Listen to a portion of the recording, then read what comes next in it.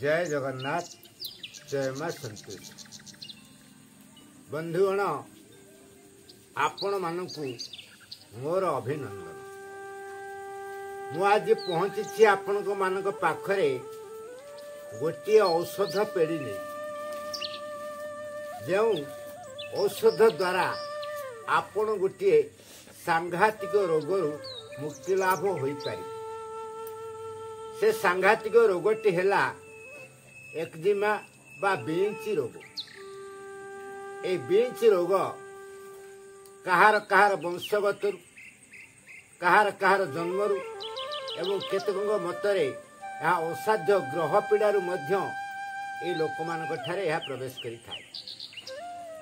तेबे एही रोगर प्राय गोटे पक्ष जदि बढ़ी जाए आउ अन्य पक्षटी सुस्थ रहे। एथिपाई बहु चिकित्सा कले मध्य आपण सुफल पाई पारु नाहंती बा औषध आपण ठारे कार्यकारी हेई पारि नाही। आसु आमे यार आसु फलप्रद आयुर्वेदिक चिकित्सा नहीं सुस्थ हेबा। चिकित्साटी हेला खांटी सोरिष तेल 250 ग्राम गोटे लुहा कड़े बसई गरम कर तेलटी गरम हो गला परे सेथरे फेण उठिब। जेते बेले फेण उठी आस्ते आस्ते फेण गुड़िक मरीज सेते गोटे मुठा धानुआ लंका से पकेबे। धानुआ लंका टिके टिके लंका बहुत लोक जानती धानुआ लंका से धानुआ लंका पकेबे। क्रमशः ए धानुआ लंका गुड़िक से पोड़ी तापरे रसुण 15 ग्राम को छेची से मध्य पकेबे। से मध्य तातिकी पोड़ी जीवो एवं तापरे 15 ग्राम कला जीरा को मध्य से पकेबे।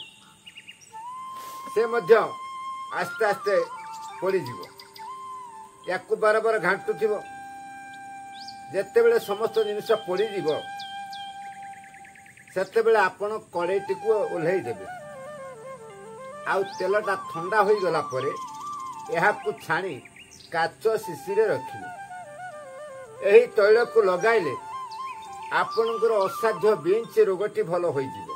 जेते पुराना हेतिले मध्य ए रोगटी आपणकर भल हो जिवो। यहा बहु परीक्षित औषध।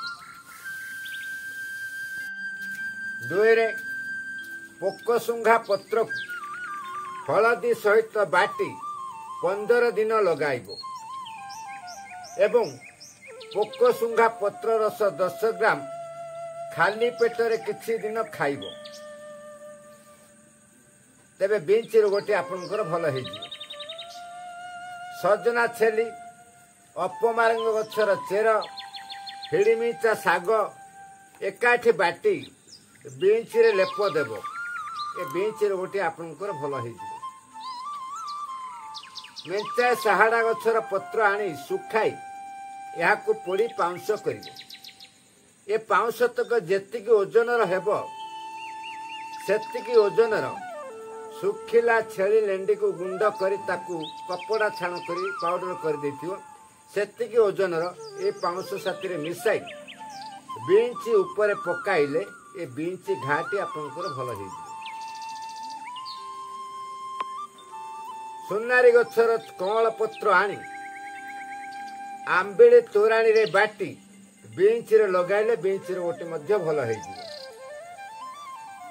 ठेकुआ लेंडी गुंड करी बिंच रे किछि दिन अभ्यास करी पकेइले एई बिंच रोगटी आपनकर भल हो।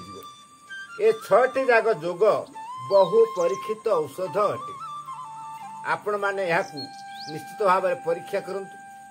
जो मानकर यही पुराना रोग अच्छी बा चर्म रोग अच्छी ए चर्म रोग पर जादू हो काछ कुंडिया हो बेंच हो जावत्य चर्म रोग पर कार्यकारी करेबो। यह बहु परीक्षित औषधटी अटे। आसंतु